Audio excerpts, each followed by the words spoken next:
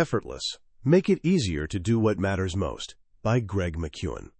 He'd checked every box on the success checklist. Georgetown University, then Harvard Business School, a coveted position at AIG, one of finance's biggest players. And the hours? 80 per week wasn't unusual. It was just Tuesday. He never dared leave before his boss did. His travel schedule was so intense that he earned a frequent flyer status so exclusive it didn't even have a name attached to it. From childhood, he'd absorbed the message that hard work was the answer to everything, and he didn't just nod along, he made it his religion. Those endless hours at the office, that wasn't just the path to success in his mind, that was success itself. Then 2008 arrived with a cold slap of reality. He woke up one morning to discover his company had gone bankrupt. All that stock he'd accumulated, his compensation for those missed birthdays, those sleepless nights, had plummeted 97%. The crushing realization hit him. It had all been for nothing. In the months after, Patrick McGinnis couldn't even get out of bed. His body had become sick with stress. He'd turned into Boxer the horse from Animal Farm, that devoted workhorse whose solution to every problem was, "I will work harder," right up until the moment he collapsed. During a cab ride home from yet another doctor's appointment, McGinnis made what he called a bargain with God. His promise was simple. If I survive this, I'm really going to make some changes. The light bulb moment? Working harder wasn't just failing to deliver better results. It was actively making everything worse. This is where we begin today. It's a story for anyone who's felt like they're sprinting faster and faster on a treadmill going nowhere. For everyone teetering on burnout's edge, convinced that everything has to be this difficult, the book we're exploring is Effortless, by Greg McKeown, the celebrated author behind the million-copy bestseller Essentialism. If Essentialism taught us how to do the right things, Effortless shows us how to do them the right way. Over the next few minutes, I'm going to share a different path with you, a way to achieve the results you want without burning yourself to ashes. A way to lighten life's inevitable burdens and accomplish more, not by pushing harder, but by discovering an easier route. This isn't about laziness, it's about being smart. It's about realizing that the most essential things in life don't have to be the hardest. In fact, we can make them the easiest. Have you ever stripped your life down to only what truly matters, and it's still overwhelming? This was exactly where Greg McKeown found himself, after Essentialism became a massive hit. He was living his own teachings, declining the non-essentials, focusing solely on what mattered most. But his most important responsibilities, his big rocks, were still too massive and too numerous to fit in his life's jar. Family, work, health, all essential, yet trying to perfect them all was a highway to burnout. He was like a weightlifter hoisting with his back instead of his legs, a swimmer who'd never learned proper breathing technique. Right activities, wrong approach. The breaking point arrived one night when his son called, terrified. His daughter Eve was having a severe seizure. During the weeks that followed, hospital visits, endless worry, Greg hit complete burnout. And in that moment of collapse, a new understanding emerged. When you simply can't try any harder, it's time to find a different path. Not everything has to be torture. This is the heart of Effortless. It's an approach to living and working that challenges our most sacred belief that important things must demand tremendous, back-breaking effort. Our journey into this new mindset begins with achieving what McKeown calls the effortless state. Imagine your brain as a supercomputer. When it's running smoothly, it solves problems and absorbs information at incredible speed. But when it's clogged with junk files, old grudges, complaints, anger, fear, exhaustion, it slows to a crawl. Everything feels harder. The effortless state is about clearing that mental clutter so you can perform at your peak. The first step is a simple but powerful mental shift. Instead of staring at a difficult, essential task and sighing, "Why is this so hard?" we need to ask a different question. What if this could be easy? McKeown calls this practice inversion. We're so conditioned to believe the right way is the harder way. We celebrate hard-earned achievements and a hard day's work. We're suspicious of easy money. But this assumption is often what's holding us back. Consider Kim Jenkins, a university employee drowning in work. Her department's client base had doubled without any increase in team size or resources. Every project felt like climbing Everest. Then one day, a faculty member asked her team to record an entire semester of classes, a 4-month project. The old Kim would have jumped in, determined to add music, graphics, and professional polish. But the new Kim paused and asked, "What if this could be easy?" A quick conversation revealed the videos were just for one student with a sports commitment. He didn't need a Hollywood production. He just needed to keep up with class. The solution? Ask another student to record lectures on their smartphone. A project that would have consumed months of work was solved in 2 minutes. This reveals a hidden truth. Our brains naturally seek the path of least effort. We instinctively look for easier ways to do things. Instead of fighting that instinct, what if we harnessed it for the things that truly matter? Often, we're our own worst enemies. McKeown shares his most humiliating professional failure. He had a huge presentation for a potential client. The night before, he decided his already solid presentation wasn't good enough. He stayed up all night, scrapping and rebuilding it. The next day, exhausted and foggy, he bombed completely. The presentation was unfamiliar, his mind was cloudy, and he snatched defeat from the jaws of victory. The lesson? Trying too hard often makes it harder to get the results you want. The second pillar of the effortless state is to enjoy the process. We've developed this odd belief that essential work must be tedious, and that fun is something trivial we save for after the real work is done. But why would we merely endure essential activities when we can enjoy them? The secret is pairing essential tasks with enjoyable ones. Jane Tucson, a British activist, discovered this after a near-death experience in a refugee camp. She wanted to raise money for the suffering she'd witnessed, but she knew asking for donations often feels like a chore for everyone involved. Then brilliance struck. What if she paired charitable giving with something people already loved? Comedy. The result was Comic Relief and its famous Red Nose Day, a televised comedy event that's raised over £1 billion. By combining charity with comedy, she made giving easier and more joyful. This principle works on a personal scale, too. McKeown was dreading returning a backlog of voicemails, so he asked himself, how can I make this enjoyable? His solution, make the calls from his hot tub. The entire experience transformed.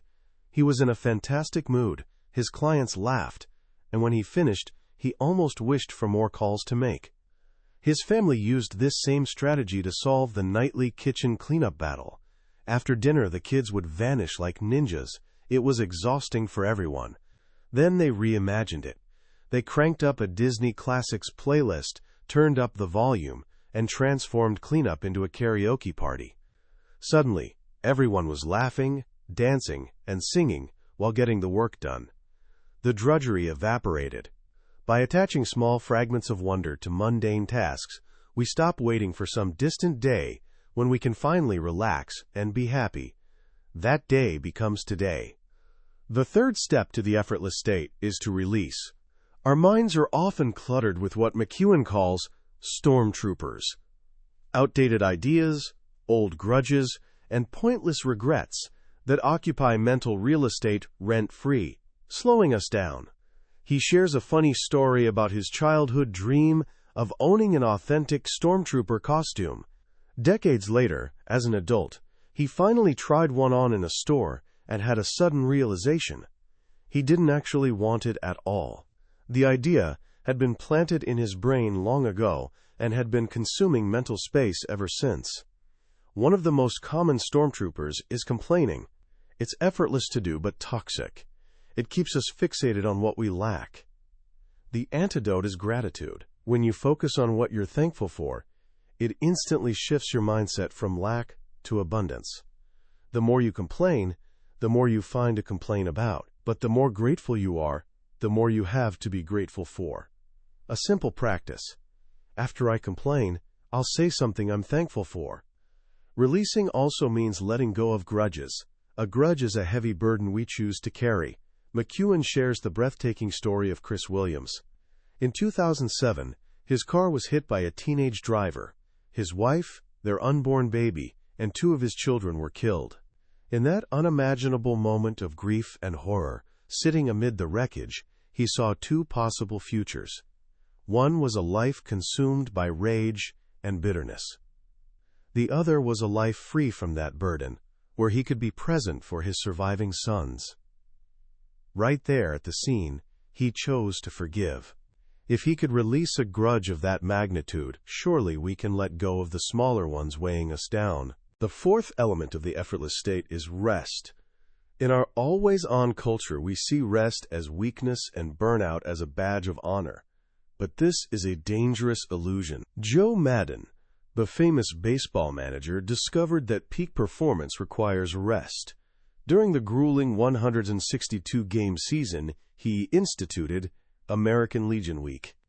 Instead of cramming in hours of pre-game practice, he told his players to simply show up for the game, sleep in, take naps, arrive fresh. The result? Over 5 years, his team won 21 out of 24 games during that week. He understood that relaxing isn't a luxury, it's a responsibility. A simple rule to follow: don't do more today than you can completely recover from today. This means taking short breaks, getting enough sleep, and even embracing the power of naps. Sleep deprivation is insidious. We think we can catch up on weekends, but we're actually accumulating a sleep debt that impairs our cognitive abilities, even when we don't feel it. The final piece is to notice. This is the art of being truly present, like Sherlock Holmes telling Watson, "You see, but you do not observe." We're often physically with people, but mentally a million miles away. The distractions of modern life act like cataracts for the mind. They cloud our vision and prevent us from seeing what truly matters. Training our attention, like Steph Curry does with his complex neurological drills, allows us to process more information with less effort. It helps us see life's game more clearly. This is especially crucial in relationships. The Gottman Institute found that the most damaging thing in a relationship isn't arguing. It's what they call turning away, when one person makes a bid for connection and the other completely ignores it. It signals they don't truly see each other. Being fully present with someone is one of the greatest gifts we can offer. It makes them feel valued, understood, and important. Once we've cultivated this effortless state, we can move to effortless action. This is about simplifying the work process itself. It begins with defining what done looks like. Want to make a project impossible to complete? Just make the goal as vague as possible. McKeown tells the incredible story of the Vasa, a giant Swedish warship built in the 17th century. King Gustav II kept changing his mind about what he wanted. First, the ship should be 108 feet long, then 120, then 135. He kept demanding more cannons, more ornate sculptures. The project became a bloated, ever-changing mess. On its maiden voyage in 1628, this magnificent ship sailed less than a mile before a gust of wind caught its sails. It tilted, water rushed through the open gun ports, and it sank, taking 53 crew members with it. All because the king never clearly defined what done looked like. Before starting any project, take just 60 seconds to visualize completion. What does it look like? What does it feel like?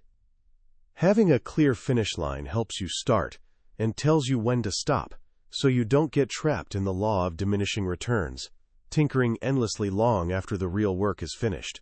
For daily work, a done-for-the-day list, a short list of what constitutes meaningful progress, can transform an unwinnable war against an infinite to-do list into a satisfying sense of completion. Next, we must learn to start with the first obvious action. We often get overwhelmed because we're thinking about step 5, step 10, and step 23. The secret is focusing only on the very first, ridiculously simple step. When Reed Hastings had the idea for Netflix, his ultimate vision was a massive streaming service. But he didn't start by writing a complex business plan. He started by mailing a single CD to himself. When it arrived the next day, unbroken, he knew the idea might work. That first tiny action, what McKeown calls the minimum viable action, gives you momentum to take the next step, and the one after that. A great way to apply this is with a microburst, a 10-minute surge of focused activity. The project is declutter the garage. The first obvious action is find the broom. The microburst is sweep out one corner. This tiny burst of progress builds energy and confidence. Once you've started, the key is to simplify. The simplest steps are the ones you don't take. We often try to simplify by making each step in a process a little easier. But the real breakthrough comes when we remove steps altogether.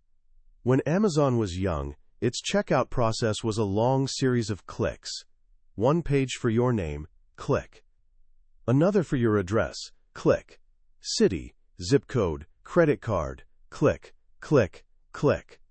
A programmer named Perry Hartman spent months streamlining each individual step, but Jeff Bezos approached it from the opposite direction. He started with 0 and asked, "What is the absolute minimum?" His answer? A single button.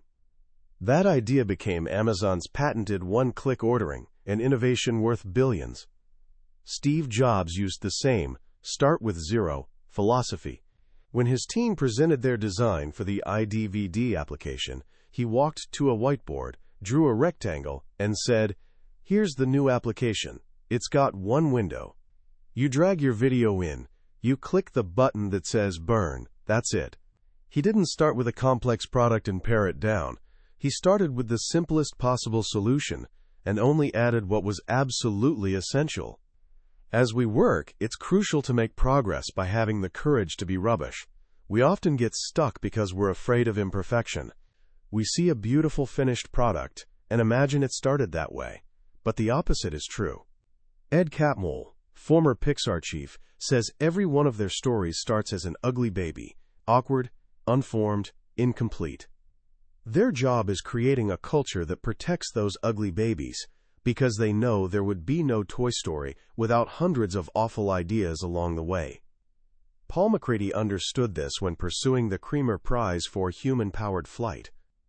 For 17 years, well-funded teams had built elegant, sophisticated aircraft that all failed. McCready realized they were solving the wrong problem. The goal wasn't building a perfect plane. It was building a plane you could crash, repair, and redesign quickly. His creation, the Gossamer Condor, was ugly. Made with aluminum tubing, piano wire, and mylar, held together with duct tape. But when it crashed, he could fix it in minutes, not months. It made over 200 test flights, learning from each rubbish attempt, and ultimately won the prize. To make progress, we must embrace imperfection and make failure as cheap as possible. Finally, effortless action requires us to find our pace. The mantra, slow is smooth, smooth is fast. The dramatic 1911 race to the South Pole between Roald Amundsen and Robert Falcon Scott is the ultimate pacing lesson. On good weather days, Scott's team would push to exhaustion. On bad days, they'd hunker down and complain. Amundsen's team, by contrast, had one simple rule. They would travel exactly 15 miles every single day. No more, no less. Even when they were just 45 miles from the pole, with perfect weather, they didn't sprint. They stuck to their pace. This steady, sustainable effort is why Amundsen's team reached the pole first and returned safely, while Scott's exhausted team arrived 34 days late and perished on the journey back. Sprinting out of the gate almost always slows you down in the long run. The key is setting upper and lower bounds for your efforts. A writer might commit to never less than 500 words a day, never more than 1,000. The lower bound keeps you moving on hard days. The upper bound prevents burnout on good days. It helps you maintain a rhythm where progress begins to flow. When we combine the effortless state with effortless action, we begin achieving effortless results. This is where the magic of compounding happens. It's the difference between linear results and residual results. A linear result is when you put in effort once and get a result once, like working an hour and getting paid for an hour. A residual result is when you put in the effort once and reap benefits again and again. An author who writes a book and earns royalties for years is getting residual results. Results flow to you while you're sleeping. This is the power of leverage. One of the greatest levers is to learn principles, not just methods. A method might solve one specific problem. A principle can be applied hundreds of times. Isaac Newton didn't write step-by-step rocket-building instructions. He codified the fundamental principles of motion and gravity, which then made space travel possible centuries later. Elon Musk thinks of knowledge as a semantic tree. You need to understand the trunk and big branches, the fundamental principles, before you can hang the leaves, the details, on them. This is how he's mastered and revolutionized multiple complex industries. Another powerful lever is to lift others by teaching. When you teach someone something, your impact is linear. But when you teach someone how to teach, your impact becomes exponential. During the pandemic, a community project in Utah called Project Protect had the seemingly impossible goal of making 5 million face masks in 5 weeks. They didn't try to sew them all themselves. They created a simple 5-minute video teaching volunteers how to make masks and, crucially, how to teach others. Within 5 weeks, 50,000 volunteers had reached the goal. Teaching is a high-leverage strategy for creating far-reaching impact. We can also achieve residual results when we automate essential tasks. The goal is to do it once and never again. We do this constantly with technology, automatic bill pay, programmable thermostats. But one of the most powerful low-tech automation tools is the simple checklist. In the 1930s, Boeing's new B-17 bomber was deemed too complicated for one person to fly after a fatal crash. But a group of test pilots believed in the plane. They created a simple checklist for takeoff, landing, and taxiing. With this tool, pilots flew the plane for 1.8 million miles without a single accident. The checklist automated essential steps, freeing up the pilot's limited working memory to focus on what really mattered. Of course, the most complex systems we deal with involve other people. This is where trust becomes the ultimate lever. Warren Buffett once bought a $23 billion company from Walmart after a single 2-hour meeting and a handshake. There was no due diligence. He trusted that what Walmart told him was true, and it was. Think of the millions of dollars and months of work saved. Trust is the engine oil for high-performing teams. Without it, there's friction, and everything grinds to a halt. With it, everything runs smoothly. The highest leverage decision you can make on a team is hiring someone with integrity, intelligence, and initiative. Someone you can say, "I trust your judgment too," and mean it. Finally, the most profound way to get effortless results is to prevent problems before they happen. In the 1970s, the World Health Organization led a multi-year campaign to eradicate smallpox, a disease that killed 300 million people in the 20th century alone. By investing in a global vaccination program, they solved the problem once and for all. A single intervention now prevents an incalculable number of deaths in the future. We can apply this on a smaller scale. Think of a desk drawer that sticks every single day. Shaking it and forcing it shut takes 30 seconds. Fixing the pencil tray causing the problem takes 2 minutes. On any given day, it feels easier to just manage the problem. But when you add up the cumulative cost of that daily frustration over years, the 2-minute investment to solve it once is an absolute bargain. Don't just hack at the branches of a problem. Strike at the root. This is the path of the effortless. It's a journey that begins not with more hustle, but with a simple question.